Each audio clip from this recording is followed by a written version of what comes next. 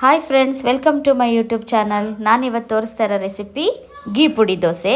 ನೀವು ಇದನ್ನು ಹೋಟೆಲಲ್ಲೆಲ್ಲ ಟೇಸ್ಟ್ ಮಾಡಿರ್ತೀರಲ್ವ. ಏನಿದು ಇಷ್ಟು ಟೇಸ್ಟಿಯಾಗಿದೆ, ಕ್ರಿಸ್ಪಿಯಾಗಿದೆ, ಕಲರ್ಫುಲ್ ಆಗಿದೆ. ಮನೆಯಲ್ಲಿ ಈ ಥರ ಮಾಡೋಕ್ಕೆ ಆಗಲ್ವಲ್ಲ, ಹೇಗೆ ಮಾಡೋದು ಅಂತ ಎಲ್ರಿಗೂ ಡೌಟ್ ಇರುತ್ತಲ್ವ. ಚಿಂತೆ ಬೇಡ, ನಾನಿವತ್ತು ಅದೇ ಥರ ಹೋಟೆಲಲ್ಲಿ ನೀವು ಹೇಗೆ ಟೇಸ್ಟ್ ಮಾಡಿದ್ದೀರಾ ಅದೇ ಟೇಸ್ಟಲ್ಲಿ ಹೇಗೆ ಮಾಡೋದು ಅಂತ ನಾನು ತೋರಿಸ್ಕೊಡ್ತೀನಿ. ನಾನು ತೋರಿಸೋ ಮೆಥಡಲ್ಲೇ ನೀವು ಒಂದ್ಸಲ ಟ್ರೈ ಮಾಡಿ. ಇವಾಗ ನೋಡೋಣ. ಇವಾಗ ದೋಸೆ ಹಿಟ್ಟು ಮಾಡಲಿಕ್ಕೆ ನಾನಿಲ್ಲಿ ಅಕ್ಕಿ ತಗೊಂಡಿದ್ದೀನಿ. ಈ ಗ್ಲಾಸಲ್ಲಿ 2 ಗ್ಲಾಸ್ ಅಕ್ಕಿ ತಗೊಂಡಿದ್ದೀನಿ. 2 ಗ್ಲಾಸ್ ಅಕ್ಕಿಗೆ ನೋಡಿ ಅರ್ಧ ಗ್ಲಾಸಷ್ಟು ಉದ್ದಿನಬೇಳೆ. ಇವಾಗ ಇದಕ್ಕೆ ಹಾಕೋತಾ ಇದ್ದೀನಿ ಅರ್ಧ ಗ್ಲಾಸಷ್ಟು ಉದ್ದಿನಬೇಳೆ. ಇದೇ ಅಳತೆಯಲ್ಲಿ ಅಕ್ಕಿ ತಗೊಂಡಿರೋದು ನಾನು. 1 ಸ್ಪೂನ್ ತೊಗರಿಬೇಳೆ, 1 ಸ್ಪೂನ್ ಕಡಲೆಬೇಳೆ, ಅರ್ಧ ಸ್ಪೂನ್ಗಿಂತ ಕಡಿಮೆ ಸ್ವಲ್ಪ ಮೆಂತ್ಯ ಹಾಕೋತಾ ಇದ್ದೀನಿ. ಮೆಂತ್ಯ ಜಾಸ್ತಿ ಹಾಕೋಬೇಡಿ, ಹಾಕಿದ್ರೆ ಕಹಿ ಬರುತ್ತೆ. ಇವಾಗ ಇದನ್ನೆಲ್ಲ ಇಲ್ಲಿಗೆ ಮಿಕ್ಸ್ ಮಾಡೋಣ.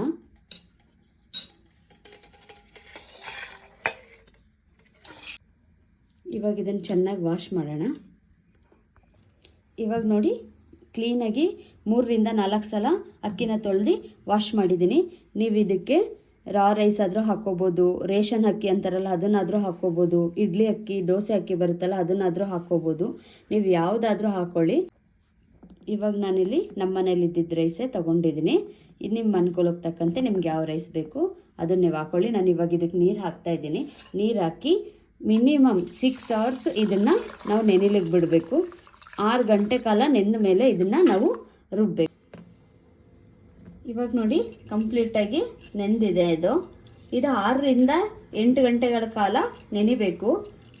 ಇವಾಗ ಇದು ನೆಂದಿದೆ ಅಲ್ಲ, ಇದಕ್ಕೆ ಅವಲಕ್ಕಿ ಹಾಕಾದರೂ ರುಬ್ಕೋಬೋದು. ನಾನಿವತ್ತು ನೋಡಿ ಅನ್ನ ಹಾಕ್ತಾಯಿದ್ದೀನಿ. 2 ಮುಷ್ಟಿಯಷ್ಟು ಅನ್ನನ ತೆಗೆದಿಟ್ಕೊಂಡಿದ್ದೀನಿ. ಈ ಅನ್ನನ ಇದಕ್ಕೆ ಮಿಕ್ಸ್ ಮಾಡಿಕೊಂಡು ನಾನಿವಾಗ ಇದನ್ನು ಕ್ಲೀನಾಗಿ ದೋಸೆಗೆ ಕ್ಲೀನಾಗಿ ರುಬ್ಕೊಂಡು ಬರ್ತೀನಿ. ನೋಡಿ ದೋಸೆಗೆ ರುಬ್ಬುವಾಗ ಯಾವಾಗ್ಲೂ ಫುಲ್ ನೈಸಾಗಿ ರುಬ್ಬಿ, ಆವಾಗಲೇ ದೋಸೆ ಚೆನ್ನಾಗಿ ಬರುತ್ತೆ. ತರಿಯಾಗಿ ರುಬ್ಕೊಬೇಡಿ. ಇವಾಗ ಆಗಿದೆ. ನಾನು ಇವಾಗ ಇದನ್ನೊಂದು ಪಾತ್ರೆಗೆ ಹಾಕೋತೀನಿ. ಇವಾಗ ನೋಡಿ ಪಾತ್ರೆಗೆ ಹಾಕೋತಾ ಇದ್ದೀನಿ. ಹೀಗೇ ಎಲ್ಲನ ರುಬ್ಕೊಂಡು ಬರ್ತೀನಿ ನಾನೀಗ. ಇವಾಗ ನೋಡಿ ನಾನು ಕಂಪ್ಲೀಟಾಗಿ ಕ್ಲೀನಾಗಿ ರುಬ್ಕೊಂಡು ಬಂದಿದ್ದೀನಿ. ಇವಾಗ ಒಂದು ಮಿಕ್ಸ್ ಮಾಡಿ ಚೆನ್ನಾಗಿ ಇದನ್ನು ಮಿಕ್ಸ್ ಮಾಡಬೇಕು. ನಾನು ಇದಕ್ಕೆ ಯಾವುದೇ ರೀತಿ ಉಪ್ಪು, ಬೇಕಿಂಗ್ ಸೋಡಾ ಏನೂ ಮಿಕ್ಸ್ ಮಾಡ್ತಾ ಇಲ್ಲ. ಇವಾಗ ಇದಕ್ಕೆ ಜಾರೆಲ್ಲ ರುಬ್ಬಿದ್ನಲ್ಲ ಆ ನೀರು ಹಾಕೋತಾ ಇದ್ದೀನಿ. ಆ ನೀರಲ್ಲಿ ನೋಡಿಲಿ ಸ್ವಲ್ಪ ಗಟ್ಟಿ ಅನಿಸ್ತು ನನಗೆ ಸಂಪಣ. ಅದಕ್ಕೆ ಒಂದು ಸ್ವಲ್ಪ ನೀರು ಹಾಕ್ಬಿಟ್ಟು ಚೆನ್ನಾಗಿ ಇನ್ನೊಂದು ಸಲ ಮಿಕ್ಸ್ ಮಾಡಿ ಇದನ್ನು ಓವರ್ನೈಟ್ ಹಾಗೆ ಬಿಡೋಣ. ಇವಾಗ ನೋಡಿ ನಾನು ನೈಟು ಚೆನ್ನಾಗಿ ರುಬ್ಬಿ ಫರ್ಮೆಂಟ್ ಆಗೋಕ್ಕೆ ಬಿಟ್ಟಿದೆ ಅಲ್ವಾ, ಎಷ್ಟು ಚೆನ್ನಾಗಿ ಉಬ್ಬಿ ಬಂದಿದೆ ನೋಡಿ. ಇದಕ್ಕೆ ನಾನು ಯಾವುದೇ ರೀತಿ ಉಪ್ಪು, ಸೋಡಾ ಏನೂ ಆ್ಯಡ್ ಮಾಡಿಲ್ಲ. ನೋಡಿ ಎಷ್ಟು ಚೆನ್ನಾಗಿ ಬಂದಿದೆ ಅಲ್ಲ. ಇವಾಗ ಇದಕ್ಕೆ ನಾನು ಸಾಲ್ಟ್ ಹಾಕ್ತೀನಿ. ಇವಾಗ ಇದನ್ನು ಚೆನ್ನಾಗಿ ಮಿಕ್ಸ್ ಮಾಡೋಣ. ಇವಾಗ ಸಾಲ್ಟ್ ಹಾಕಿ ಚೆನ್ನಾಗಿ ಮಿಕ್ಸ್ ಮಾಡ್ಕೊಂಡಿದ್ದೀನಲ್ವಾ. ನಿಮಗೆ ಹೋಟೆಲ್ ಸ್ಟೈಲಲ್ಲಿ ಕೆಂಪಗೆ ಗೋಲ್ಡ್ ಕಲರ್ ದೋಸೆ ಬರಬೇಕು ಅಂತ ಹೇಳಿದ್ರೆ ಇವಾಗ ಇದಕ್ಕೆ ನಾವು ಸ್ವಲ್ಪ 1 ಸ್ಪೂನಷ್ಟು ಸಕ್ಕರೆ ಹಾಕಬೇಕು. ಈ ಸಕ್ಕರೆ ಹಾಕಿ ಚೆನ್ನಾಗಿ ಮಿಕ್ಸ್ ಮಾಡೋಣ. ಆವಾಗ ನಮಗೆ ಹೋಟೆಲ್ ಸ್ಟೈಲಲ್ಲೇ ದೋಸೆ ಚೆನ್ನಾಗಿ ಬರುತ್ತೆ. ಇದಕ್ಕೆ ಸೋಡಾ ಏನೋ ಹಾಕ್ಕೋಬೇಡಿ. ಇವಾಗ ಇದು ಕರಗೋ ಅಷ್ಟರಲ್ಲಿ ನಾವು ಆಲೂಗಡ್ಡೆ ಪಲ್ಯ ಹೇಗೆ ಮಾಡೋದು ಅಂತ ನೋಡ್ಕೊಬರೋಣ. ಆಲೂಗಡ್ಡೆ ಪಲ್ಯ ಮಾಡೋದಕ್ಕೆ ನಾನಿಲ್ಲಿ ಸಣ್ಣದು 5ರಿಂದ 6 ಆಲೂಗಡ್ಡೆನ ಕಟ್ ಮಾಡಿ ನೀರಲ್ಲಿ ನೆನೆಸಿದ್ದೀನಿ. ಇವಾಗ ಇದನ್ನು ಕುಕ್ಕರಲ್ಲಿ ಬೇಯಿಸ್ಕೊಬಿಡೋಣ. ಇವಾಗ ನೋಡಿ ಹಾಕ್ತಾಯಿದ್ದೀನಿ. ಕುಕ್ಕರ್ಗೆ ಹಾಕ್ಬಿಟ್ಟು ಇದಕ್ಕೆ ಒಂದು ಸ್ವಲ್ಪ ನೀರು ಹಾಕೋಣ. ನೀರು ಎಷ್ಟು ಹಾಕ್ಬೇಕಂದ್ರೆ ಎಷ್ಟು ನೀರು ಬೇಕು ಮೀನ್ಸ್ ಆಲೂಗಡ್ಡೆ ಮುಳುಗಷ್ಟು ಮಾತ್ರ ನೀರು ಹಾಕ್ಬಿಟ್ಟು ಇದನ್ನು ಒಂದೇ ಒಂದು ವಿಜಿಲ್ ಹೊಡ್ಸೋಣ. ಸಿಪ್ಪೆ ತೆಗ್ದಿದ್ದೀರಲ್ವ, ಅದಕ್ಕೆ ಒಂದೇ ಒಂದು ವಿಜಿಲ್ ಸಾಕು.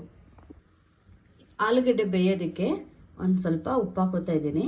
ಒಂದು ಸ್ವಲ್ಪನೇ ಹಾಕೋಣ. ಆಲೂಗಡ್ಡೆಗೆ ಎಷ್ಟು ಬೇಕು ಅಷ್ಟು ಉಪ್ಪು ಹಾಕ್ಬಿಟ್ಟು ನಾನು ಕುಕ್ಕರ್ ಮುಚ್ಚಿ ಒಂದು ವಿಜಿಲ್ ಬರೋಕ್ಕೆ ಇಡ್ತಾಯಿದ್ದೀನಿ. ಈ ಕುಕ್ಕರ್ ವಿಜಿಲ್ ಬರೋಷ್ಟರಲ್ಲಿ ಪಲ್ಯಕ್ಕೆ ಒಗ್ಗರಣೆಗೆ ಏನೇನು ಬೇಕು ಅಂತ ಹೇಳ್ತೀನಿ. ಇಲ್ಲಿ ನಾನು 3ರಿಂದ 4 ದಪ್ಪ ಇದ್ದರೆ 3 ಸಾಕು, ಚಿಕ್ಕದಾಗಿದ್ದರೆ 4 ಈರುಳ್ಳಿನ ಉದ್ದುದಕ್ಕೆ ಸ್ಲೈಸಾಗಿ ಕಟ್ ಮಾಡಿಟ್ಕೊಂಡಿದ್ದೀನಿ. ಸ್ವಲ್ಪ ಕರಿಬೇವು, ಒಂದು 5ರಿಂದ 6 ಹಸಿಮೆಣ್ಸಿಕಾಯಿನ ಈ ಥರ ಉದ್ದುದ್ದಕ್ಕೆ ಕಟ್ ಮಾಡ್ಕೊಳ್ಳಿ. ಚಿಕ್ಕದಾಗಿ ಕಟ್ ಮಾಡಿದ್ರೆ ಪಲ್ಯದಲ್ಲಿ ತಿನ್ನುವಾಗ ಬಾಯಿಗೆ ಸಿಗುತ್ತೆ, ಮಕ್ಕಳೆಲ್ಲ ತಿಂತಾರಲ್ವ, ಅದಕ್ಕೆ ಉದ್ದುದ್ದಕ್ಕೆ ಕಟ್ ಮಾಡಿ ಇಟ್ಕೊಳ್ಳಿ. ಸಾಸಿವೆ, ಕಡಲೆಬೇಳೆ 1-2 ಸ್ಪೂನು. ಈ ಕಡಲೆಬೇಳೆ ಪಲ್ಯಕ್ಕೆ ಚೆನ್ನಾಗಿರುತ್ತೆ, ದೋಸೆ ಜೊತೆ ಪಲ್ಯ ತಿನ್ನುವಾಗ ಮಧ್ಯ ಮಧ್ಯ ಬಾಯಿಗೆ ಸಿಗೋಕ್ಕೆ ಚೆನ್ನಾಗಿರುತ್ತೆ. ಇದು ಬೇಡನೇ ನೀವು ಸ್ಕಿಪ್ ಮಾಡ್ಕೋಬೋದು. ರುಚಿಗೆ ತಕ್ಕಷ್ಟು ಉಪ್ಪು, ಸ್ವಲ್ಪ ಅರಿಶಿನ ಪುಡಿ, ಸ್ವಲ್ಪ ಕೊತ್ತಂಬರಿ ಸೊಪ್ಪು. ಇವಾಗ ಕಂಪ್ಲೀಟಾಗಿ ಕುಕ್ಕರ್ ಆರಿದೆ. ಇವಾಗ ಇದನ್ನು ನೀರೆಲ್ಲ ಬೇರೆ ಮಾಡಿಕೊಂಡು ಇದನ್ನು ಆಲೂಗಡ್ಡೆನ ಸ್ಮ್ಯಾಶ್ ಮಾಡ್ಕೊಳ್ಳೋಣ.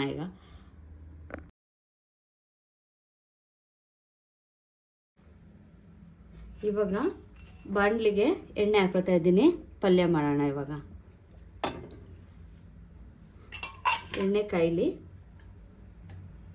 ಇವಾಗ ಎಣ್ಣೆ ಕಾದಿದೆ. ಇವಾಗ ಇದಕ್ಕೆ ನಾನು ಒಂದೊಂದೇ ಒಗ್ಗರಣೆಗೆ ಹಾಕೋತಾ ಹೋಗ್ತೇನೆ.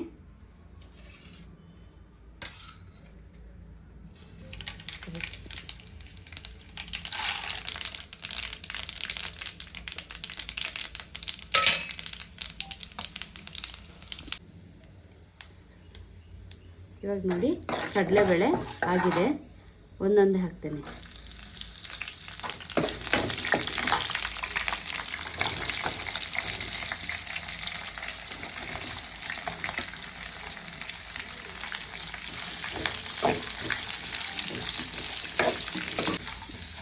ಈ ಈರುಳ್ಳಿ ಹಾಕಿದ್ಮೇಲೆ 1-2 ನಿಮಿಷ ಚೆನ್ನಾಗಿ ಫ್ರೈ ಮಾಡೋಣ. ಇವಾಗ ನೋಡಿ ಈರುಳ್ಳಿ ಒಂದು ಸ್ವಲ್ಪ ಚೆನ್ನಾಗಿ ಫ್ರೈ ಆಗಿದೆ. ಇಷ್ಟು ಬೆಂದರೆ ಸಾಕು. ಇವಾಗ ನಾವು ಇದಕ್ಕೆ ಒಂದು ಸ್ವಲ್ಪ ಸಾಲ್ಟ್ ಹಾಕೊಳ್ಳೋಣ. ಈ ಸಾಲ್ಟ್ನ ಸ್ವಲ್ಪ ಹಾಕೋಬೇಕು, ಯಾಕಂದರೆ ಆಲೂಗಡ್ಡೆ ಬೇಯಕ್ಕೆ ಆಲ್ರೆಡಿ ಹಾಕಿರೋದ್ರಿಂದ. ನೋಡಿ ಒಂದು ಸ್ವಲ್ಪ ಈರುಳ್ಳಿ ಬೇಯೋದಕ್ಕೆ ಸ್ವಲ್ಪ ಹಾಕ್ತಾಯಿದ್ದೀನಿ. ಈರುಳ್ಳಿಗೆ ಎಷ್ಟು ಬೇಕು ಅಷ್ಟು. ಆಲೂಗಡ್ಡೆ ಪಲ್ಯಗೆ ಈರುಳ್ಳಿನ ಜಾಸ್ತಿ ಫ್ರೈ ಮಾಡೋಕ್ಕೆ ಹೋಗಬೇಡಿ, ಯಾಕಂದರೆ ಮೆತ್ತೆ ಆಗಿಬಿಡುತ್ತೆ ಪಲ್ಯ. ಯಾವುದೇ ಪಲ್ಯ ಆದ್ರೂ ಈರುಳ್ಳಿ ಫುಲ್ಲು ಬೇಯಬಾರ್ದು, ಆವಾಗ ಪಲ್ಯ ಚೆನ್ನಾಗಿರುತ್ತೆ. ಇವಾಗ ನೋಡಿ ಆಗಿದೆ ಇದು. ಇದಕ್ಕೆ ನಾನು ಸ್ವಲ್ಪ ಇವಾಗ ಅರಿಶಿನ ಪುಡಿ ಹಾಕ್ತೀನಿ. ಇವಾಗ ನೋಡಿ ಸ್ವಲ್ಪನೇ ಅರಿಶಿನ ಹಾಕೋತೀನಿ.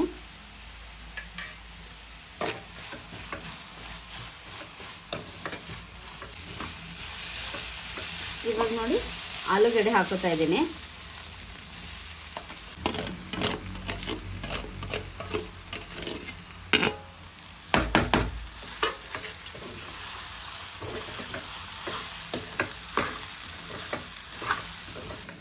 ಆಲೂಗಡ್ಡೆ ಹಾಕಿದ್ಮೇಲೆ ಸ್ವಲ್ಪ ಚೆನ್ನಾಗಿ ಮಿಕ್ಸ್ ಮಾಡಿ.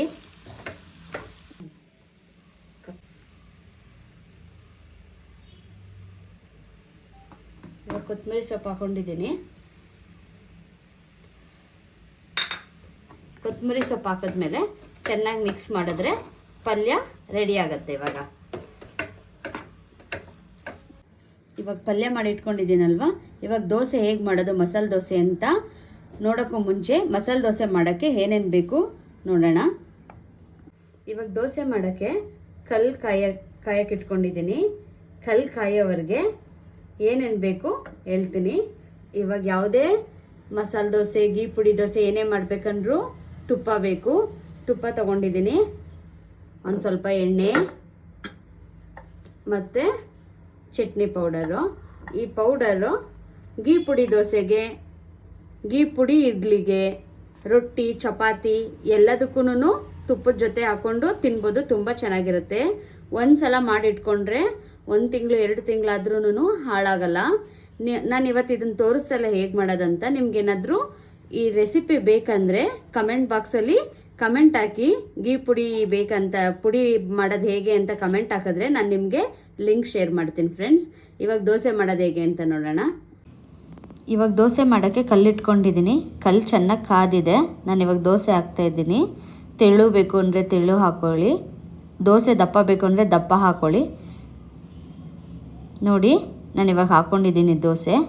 ಇವಾಗ ನೀವು ನೋಡ್ತಾ ಇರ್ಬೋದು ಎಷ್ಟು ಚೆನ್ನಾಗಿ ಕಾಣಿಸ್ತಾ ಇದೆ ಅಂತ. ನ್ಯಾಚುರಲ್ಲಾಗಿ ಯಾವುದೇ ರೀತಿ ಸೋಡಾ ಹಾಕ್ತೇನೆ ಸಂಪಣ ಚೆನ್ನಾಗಿ ಉಬ್ಬಿರೋದಕ್ಕೆ ದೋಸೆ ಸೂಪರಾಗಿ ಬಂದಿದೆ. ನೋಡಿ,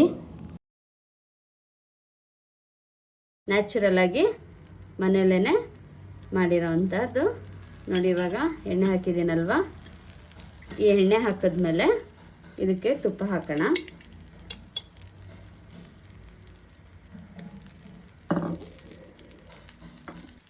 ಇವಾಗ ಇದಕ್ಕೆ ಚಟ್ನಿ ಪುಡಿ ಹಾಕ್ತಾಯಿದ್ದೀನಿ. ಇದು ತುಂಬ ಟೇಸ್ಟಿಯಾಗಿ ಬರುತ್ತೆ, ದೋಸೆ ತುಂಬ ಟೇಸ್ಟಿಯಾಗಿರುತ್ತೆ.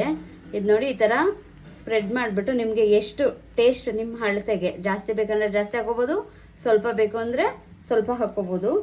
ಇವಾಗ ನೋಡಿ ನಾನು ಮಧ್ಯ ಪಲ್ಯ ಹಾಕ್ತಾಯಿದ್ದೀನಿ. ಇವಾಗ ನಾನು ನಿಮ್ಗೆ ತೋರಿಸ್ತೀನಿ ಹೇಗಾಗಿದೆ ದೋಸೆ.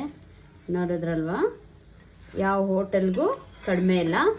ಆ ಥರ ಮಸಾಲೆ ದೋಸೆ ನೀವು ಮನೆಯಲ್ಲೇ ಮಾಡ್ಕೋಬೋದು.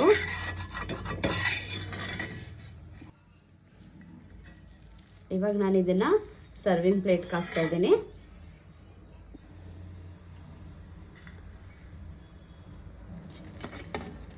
ನೋಡಿ ಹೇಗಾಗಿದೆ ಅಲ್ಲ, ಎಷ್ಟು ಕ್ರಿಸ್ಪಿಯಾಗಿ, ಎಷ್ಟು ಕಲರ್ಫುಲ್ಲಾಗಿ ಹೇಗಾಗಿದೆ ಅಲ್ಲ. ಇವತ್ತಿನ ನನ್ನ ರೆಸಿಪಿ ನಿಮ್ಮೆಲ್ರಿಗೂ ಇಷ್ಟ ಆಗಿದ್ದರೆ ಬೇಗ ಬೇಗ ಲೈಕ್ ಮಾಡಿ, ಶೇರ್ ಮಾಡಿ, ಕಮೆಂಟ್ ಮಾಡಿ. ನನ್ನ ಚಾನಲ್ ಗೊತ್ತಲ್ವಾ, ಸ್ನೇಹ ಸ್ವಾದ್ ಸೀಕ್ರೆಟ್. ಇನ್ನೂ ಯಾರು ನನ್ನ ಚಾನಲ್ಗೆ ಸಬ್ಸ್ಕ್ರೈಬ್ ಆಗಿಲ್ಲ, ಬೇಗ ಬೇಗ ಸಬ್ಸ್ಕ್ರೈಬ್ ಆಗಿ ಫ್ರೆಂಡ್ಸ್. ಬಾಯ್.